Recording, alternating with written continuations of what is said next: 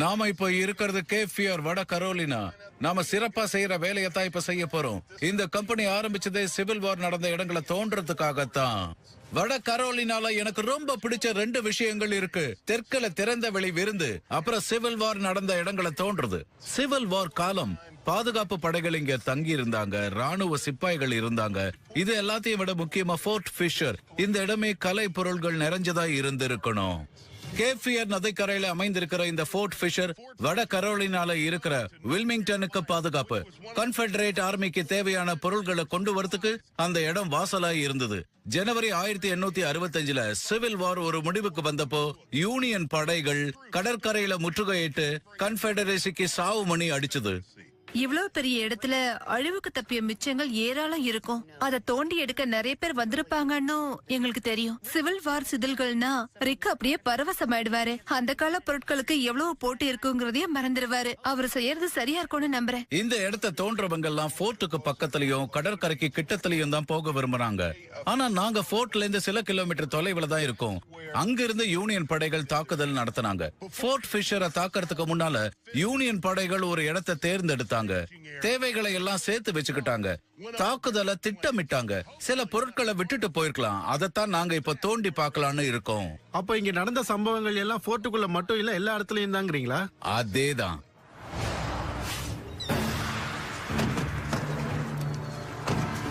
இந்த இடத்தை நீங்க கற்பனை பண்ணிக்கிங்க. ஜனவரி 1865 58 யூனியன் கன் போட்டுகள் இங்கதான் வரிசையா நின்னுகிட்டு இருந்தது. அங்க இருந்து 20,000 முறை குண்டு வீசுனாங்க. காலாட்பட தாக்குதலுக்கு வழி அமைச்சு கொடுத்தாங்க.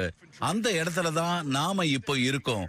இந்த இடத்துலதான் 8000 யூனியன் சிப்பாய்கள் தங்கி இருந்திருக்கணும். தாக்குதலுக்கு முன்ன இங்கதான் எல்லா ஏற்பாடுகளும் நடந்திருக்கணும். இந்த தடவை நாம தோண்ட போறது ஃபோர்ட் ஃபிஷருக்கு வடக்குல சுமார் 6.5 கிலோமீட்டர். யூனியன் தங்கி இருந்த இடம். கடற்கரையை தோன்றத பெடரல் லா அனுமதிக்காது. ஆனா நம்மோட ஆராய்ச்சி படி பார்த்தா படைகள் முகாம் போட்டிருந்த இடத்துல இப்போ 20 வீடுகளும் ஒரு சதுப்பு நில காடும் தான் இருக்கு. சமீபத்துல தொழில் ஆரம்பிச்சிருக்கிறவங்க கண்ல இந்த இடம் பட்டிருக்காதுன்னு நம்புறோம். சரி பசங்களா, நீங்க வேணும்னா கொஞ்ச நேரம் கடற்கரையை சுத்திட்டு வரீங்களா? எனக்கு இந்த பக்கத்துல கொஞ்சம் வேலை இருக்கு. Alright, good luck. ஓகே.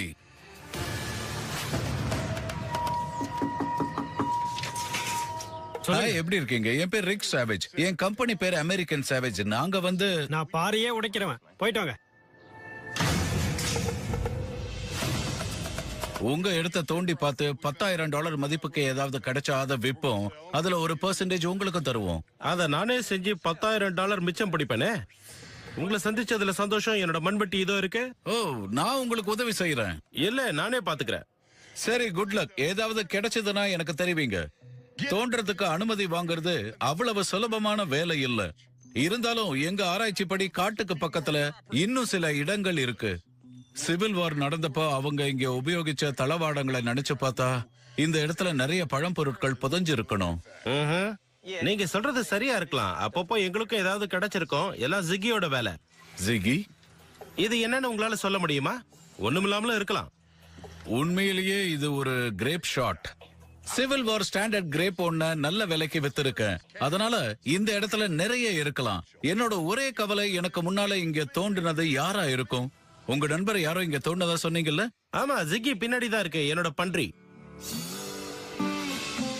அது என்னது, பன்றியா? பன்றி. நீங்க வேணும்னா இந்த பன்றி கூண்ட சுத்தி தோண்டி பார்க்கலாம். எனக்கு எந்த ஆட்சேபனையும் இல்ல. ஆனா மத்த விஷயங்களை பத்தி என்னது? வழக்கமா என் கான்ட்ராக்ட் படி 20% கொடுக்கறேன். இங்க பாருங்க, 20%க்காக என்னோட இடத்தை தோண்டி பாழாக்குறதுல அர்த்தம் இல்ல. 40-60. இப்படி செஞ்சா என்ன? இப்படி வச்சுப்போமே. 80க்கு 20ல உங்களுக்கு விருப்பம் இல்ல, புரியுது. அப்போ 70க்கு 30ல முடிச்சுக்கலாமே. நீங்க சும்மா உட்கார்ந்துட்டு இருங்க. பணம் கொடுத்ததும் தேங்க்ஸ் மட்டும் சொன்னா போதும்.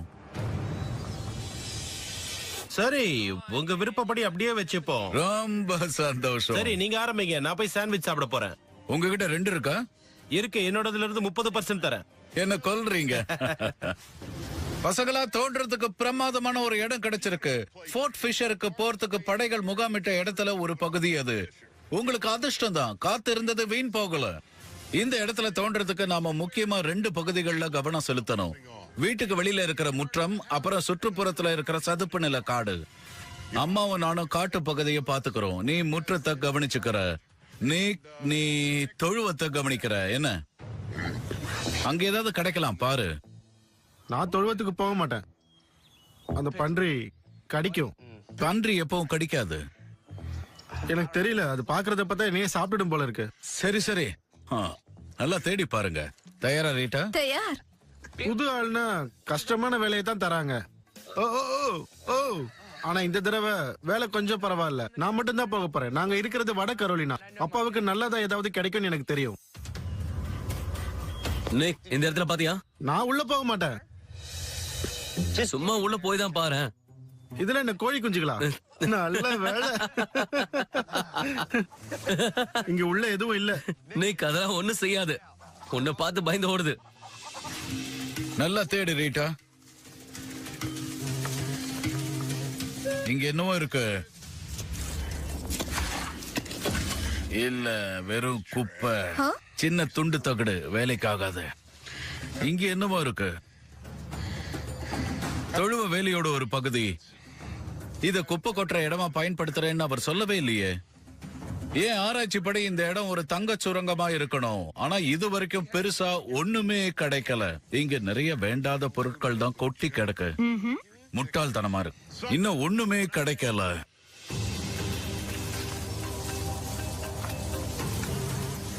ரிக், என்ன கிடைச்சது? ஏதோ ஒண்ணு நல்லா இருக்கு. அப்படியா?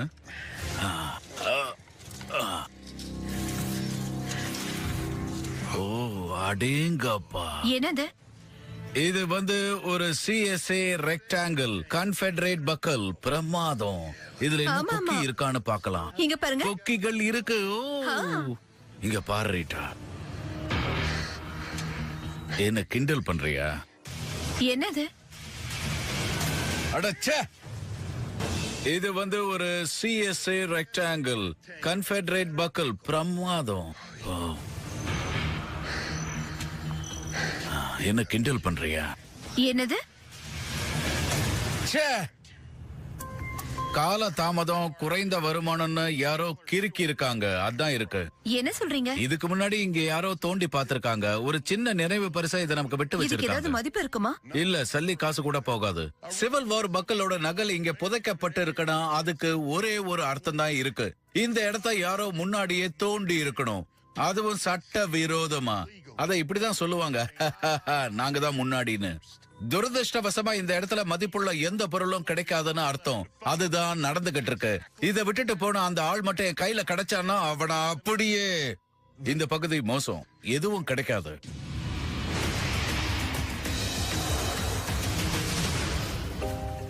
என்னாச்சுப்பா? அங்க என்னாச்சு? நமக்கெல்லாம் பிரச்சனை இருக்கு. நாங்க காட்டு பகுதியில தேடிக்கிட்டு இருந்தோம். ஏதோ ஒண்ணு தோண்டி பார்த்தோம். ஒரு கன்ஃபெடரேட் பக்கல் கிடைச்சதுன்னு எடுத்து திருப்பி பார்த்தா கால தாமதம், குறைந்த வருமானம்னு யாரோ கிறுக்கி வச்சிருக்காங்க. முன்னாடியே தோண்டி இருக்காங்க. நான் என்ன நினைக்கிறேன்னா, குப்பை பொறுக்கிறவங்க யாராவது அனுமதி இல்லாம உள்ள நுழைஞ்சிருக்கணும். என் குடும்பத்துக்கு ஏமாற்றம்னா அது திருட்டுத்தனமா தோண்டவங்களால ஏற்பட்ட மன வலியை விட மோசமானது. முயற்சியை கைவிட வேண்டாம். நமக்கு நல்லது நடக்கும்னு அவங்களுக்கு நம்பிக்கை ஓட்டுன. எல்லா இடத்தையும் தேடி பார்த்துட்டீங்களா? எல்லா இடத்துலயும் பார்த்துட்டோம். இங்க எதுவுமே இல்ல. நமக்கு நஷ்டம்தான். இப்படி ஆகும்னு நான் எதிர்பார்க்கவே இல்ல. இதுக்கு முன்னாடி நிறைய தடவை நான் ஏமாந்திருக்கேன். தோன்ற வேலையை விட்டுடலாம்னு நினைச்சப்போ அப்பா தான் என்ன தூக்கி விட்டாருன்னு எல்லாருக்குமே நல்லா தெரியும். இப்போ அவரே சோர்வடையும் போது நான் ஏதாவது செஞ்சே ஆகணும். திருட்டுத்தனம் செய்யறாங்கன்னா அவங்க கிட்ட மெட்டல் டிடெக்டர் இருக்கணும். நம்ம கிட்ட இருக்கிறவன அவங்க கிட்ட கிடையாது. நிலத்தை ஊடுருவற ரேடார். இவ சொல்றது சரிதான். ஆமா ஆமா. அவங்க வந்து போனதுக்கு அப்புறம் எப்படி சரியான படி தோண்டணும்ன்றத நாம அவங்களுக்கு காட்டுவோம். ஜி சொன்னதுதான் சரி. சுலபமா சம்பாதிக்க யாரோ விஷயம் தெரியாதவன் செஞ்ச வேலை எங்களை தடுக்க கூடாது. அதனால ரீட்டாவும் நானும் வீட்டுக்கு மறுபுறத்துல இன்னும் தீவிரமா தேட போறோம். நிக்கும் ஜியும் முற்றத்துல தேடுவாங்க. ஓ, இங்க ஏதோ இருக்கிற மாதிரி இருக்கு. தெரியுதா? 2 அடி ஆழம் இருக்கும். முதல்ல போய் மண்வெட்டி எடுத்துட்டு வரணும். ஜாக்கிரதையா இருக்கணும் நிக். அந்த ஆழத்துக்கு தோண்டியாச்சுன்னு நினைக்கிறேன். ஓ ஓ, அதுவா தான் இருக்கணும். எடுக்க முடியுமான்னு பாரு. இது என்னவா இருக்கும்? என்ன இது? இது ஒரு ஏர் ரைட் சைரன். இது எதுக்காக? சிவில் வார்ல அவங்க ஏர் ரைட் செஞ்சிருக்க மாட்டாங்களே. இல்ல, 2வது உலக போரோட தான் இருக்கலாம். கேப்பியர் கடற்கரையை ஒட்டின மாதிரி இருக்கிற இந்த இடம் ஜெர்மனி நீர்மூழ்கிகளுக்கு வசதியான இடம். நீர்மூழ்கி படகுகள்ல இருந்துகிட்டே தரையை நோக்கி கொண்டு வீசி இருக்கலாம். எல்லார்கிட்டயுமே ஏர் ரைட் சைரன் இருந்திருக்கலாம். அதான் இதை நினைக்கிறேன். இந்த முற்றத்துல புதஞ்சு கிடக்கு. இது கிட்டத்தட்ட 200க்கு மேல போகும்னு நினைக்கிறேன். அதிர்ஷ்டம் தான். இந்த தடிமனான வேர்களை சுத்தி நாம நல்லா தேடுவோம். ஏன்னா அங்கதான் தோண்டுதல் கடினமா இருக்கும். அனுமதி இல்லாம திருட்டுத்தனமா நுழைஞ்சு தோன்றவங்க சுலபமான இடங்களை தான் முதல்ல தேடுவாங்க. ஏய் ரீட்டா, இங்க பெரிய சிக்னல் வருது. ஆழத்துல எடுத்தாச்சு. எடுத்தாச்சு. ஓ ஓ, நம்ம கையில இப்ப இருக்கிறது என்னன்னு உனக்கு தெரியுமா? கன்ஃபெடரேட் டின் ட்ரம் கேண்டீன். கன்ஃபெடரேட்னு உங்களுக்கு எப்படி தெரியும்? அதோட தயாரிப்பு முறை தான். இந்த 3 வளையங்கள் அகன்ற பக்கம் எல்லாமே கன்ஃபெடரேட்னு சொல்லுது.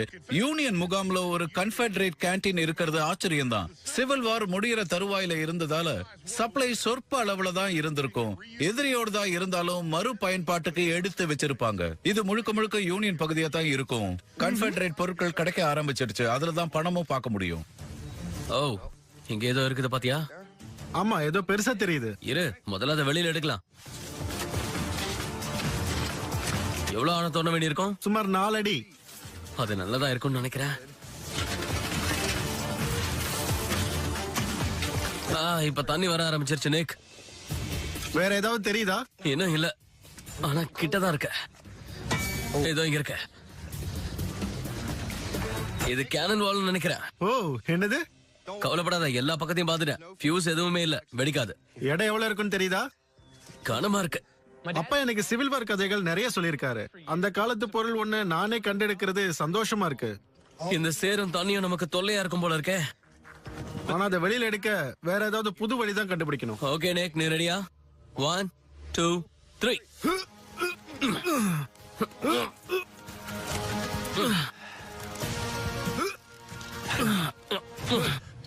இது வேலைக்காகல.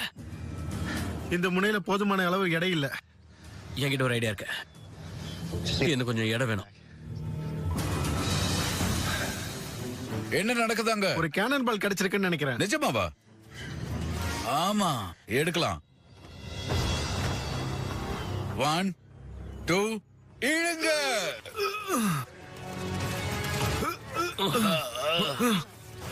வருது, இது மேல வருது. நல்ல சோதனை படி பார்க்கலாம். இது ஒரு 10 அங்குல குண்டு. சுமார் 70 கிலோ எடை இருக்கும்.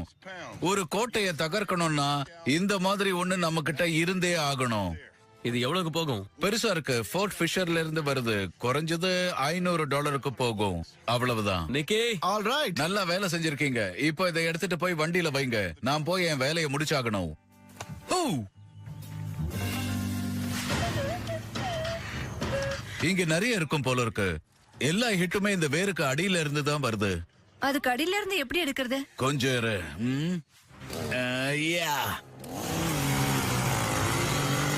இந்த தோண்டுதல்ல லாபம் கிடைக்குமான்னு கவலைப்பட்டுக்கிட்டே இருந்தேன். ஆனா இப்ப எல்லாமே மாறிடுச்சு. அதோட கைய மடிச்சு விட்டுக்கிட்டு இருக்கு வேலை செய்யறத பார்த்தா எங்க இளமை காலம் நினைவுக்கு வருது. ஏன்? கலை பொருட்கள் புதஞ்சு கிடக்கும் போது காதல் காவியம் யாருக்கு வேணும்? அது சரி.